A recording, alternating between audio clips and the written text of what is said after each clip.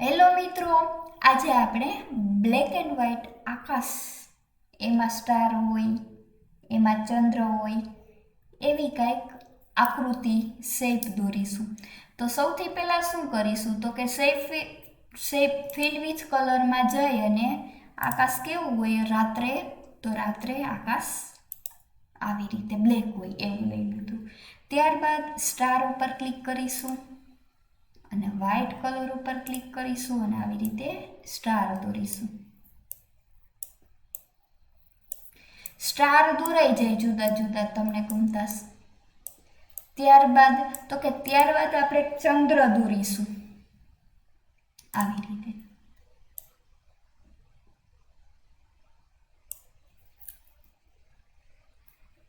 એનો કલર પણ કેવો રાખીશું તો કે વ્હાઇટ કલર રાખીશું.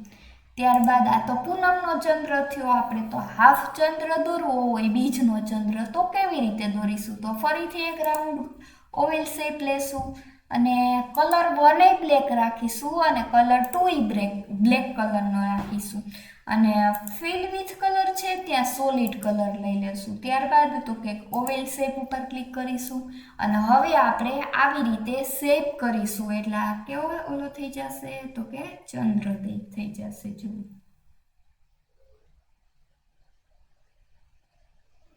આટલું થઈ જાય પછી તો કે બ્રશ લેશું અને 4 નંબરનું બ્રશ લેશું અને આવી રીતે કઈ ડિઝાઇન દોરીશું.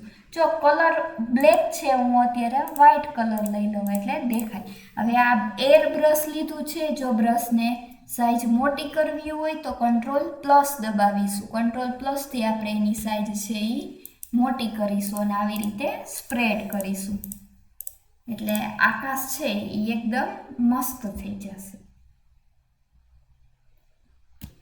આવી રીતે અલગ અલગ આવી.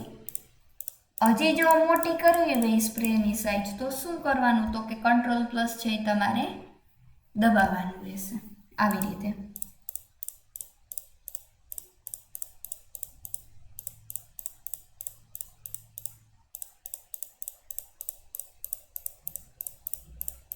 એટલે આ બ્લેક એન્ડ વ્હાઇટ આખી ડિઝાઇન તૈયાર થશે.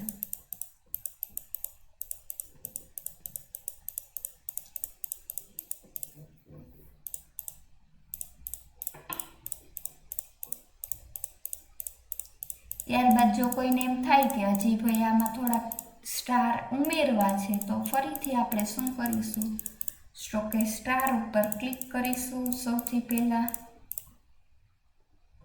ત્યારબાદ એને ડ્રો કરી લેશું.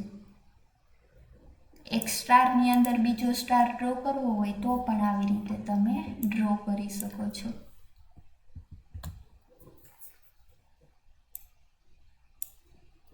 બ્લેક એન્ડ વ્હાઇટ આકાશ કેવું મસ્ત લાગે જુઓ તમે. Thank you.